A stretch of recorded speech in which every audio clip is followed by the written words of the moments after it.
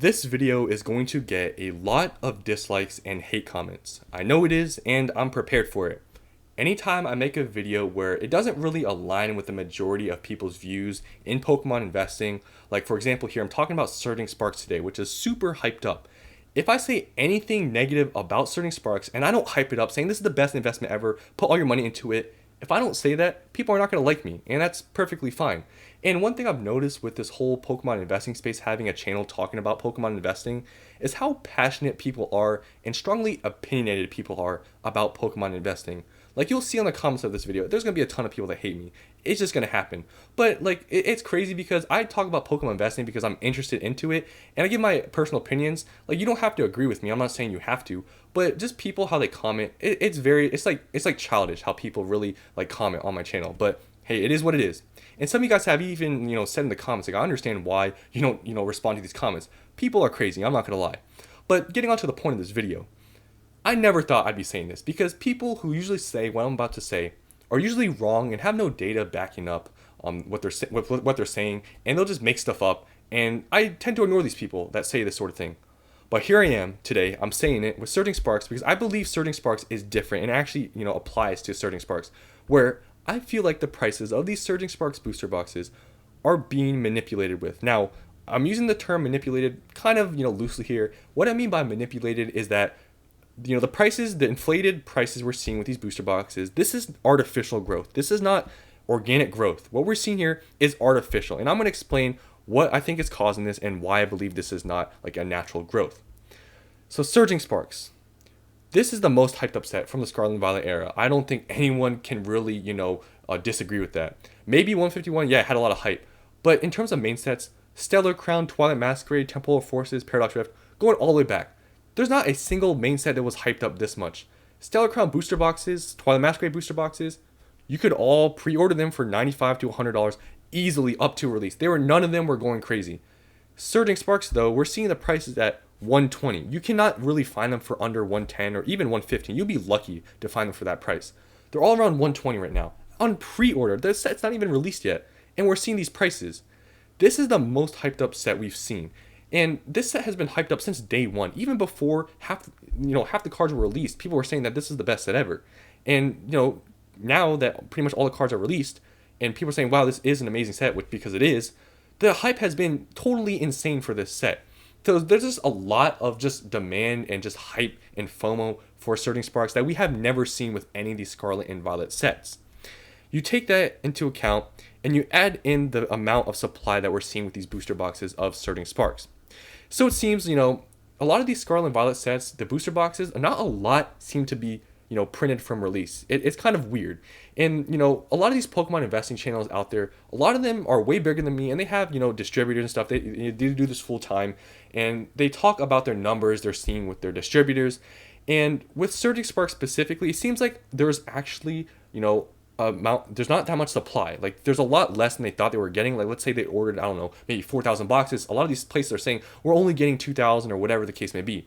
And, there's going to be arguments, where I'm going with this. People are going to say that, well, the investor people are such a small percentage, with, with the whole Pokemon market.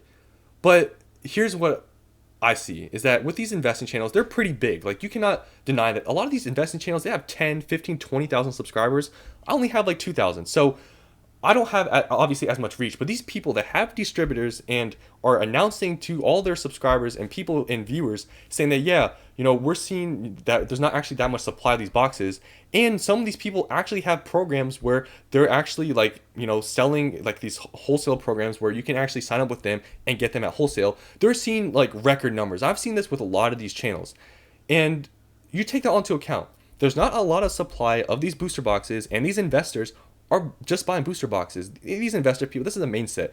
These people are not really buying normal elite trainer boxes. So you take into account the amount of demand, the amount of FOMO, and you hear like, oh, these booster boxes, there actually isn't that many.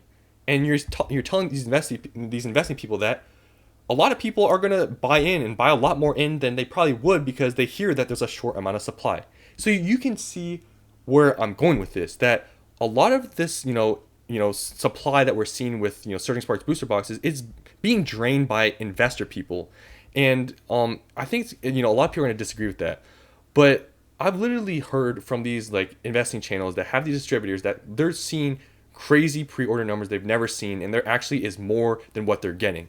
So you cannot tell me from that alone that this, the prices have been inflated by investors. You cannot just, I feel like you really can't disagree with that the prices are not being inflated by investor people. There's just so many investors right now putting so much money and buying a ton of Surging Sparks, where I really feel like this time it's being manipulated by investors. I really feel like that, because normal collector people, yeah, they're gonna buy booster boxes, but I've seen with basically every single other product of Surging Sparks, they're totally normal. The prices are totally normal. It's just booster boxes where the prices have been totally inflated.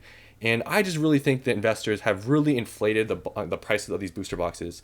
And you know what? It is what it is. I think the market price as it is right now, is because of the demand. But I really feel like this demand is truly driven by investors and not really the collectors. And that's really why I believe that the prices are being manipulated. It's because it's just all the investors. There's a ton more investors than ever, especially with Surging Sparks. There's a ton of people online I've seen commenters saying that, oh, I've bought like 4, 5, 10 cases. Like, it's crazy. People are going crazy with this set, and just the amount of supply that we've seen with these boxes, there's just not that much, and just the amount of demand and investors, I can see why this box has gone up this much. It's just crazy. But that's really why I believe that these prices are inflated, is because investors are just heavily investing to the set because of the speculation, because of the FOMO, because of the amount of supply with these boxes. And that's the result. We see these boxes at $120 on pre-order, and it's absolutely crazy. And I just want to show you that you cannot get these booster boxes for like under 120. It's basically impossible. All these are on 120. It's literally impossible now to find them for like 110. A couple of days ago, I saw some for 110, 115. They're all gone. They're all like 120, 130. And, looking at the other products, and obviously these, like especially trainer boxes, they're probably way more printed than booster boxes, but the prices with these are completely normal. You can, buy an Elite Trainer Box case for $330. It's completely normal. And just with every other product, the Pokemon Center ones are still available. Think these will probably be out of stock sometime soon. And just with every other product, the prices are completely normal. So I just feel like with all these factors that I've said, the prices we're seeing here is not due to like true demand of just collectors. I feel like really the investors have really this time inflated the price of this booster box. And yeah, it's pretty crazy to see. And I do really feel like this is just going to get worse in the future. And yeah, this is just the start of all the FOMO and hype. And, there's going to be a lot of people that are going to comment on this video and hate me saying, yeah, you don't know what you're talking about. There's actually just a ton of collector demand for Surging Sparks.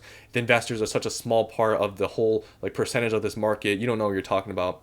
There's going to be people that say that. But at least from what I've seen from these other investing channels that have distributors and that have reported their numbers and the amount of pre-orders they've gotten, they're seeing record numbers with pre-orders, because I bet you a lot of these investor people are buying up. And now it is impossible to find them for a half decent price. And it's going to be very, very interesting to see where, these booster box prices go and how the prices of these cards are going to be. Because I think this is an amazing set. But just the fact that we're seeing $120 for a pre-ordered booster box and it hasn't even been released yet, to me is absolutely insane.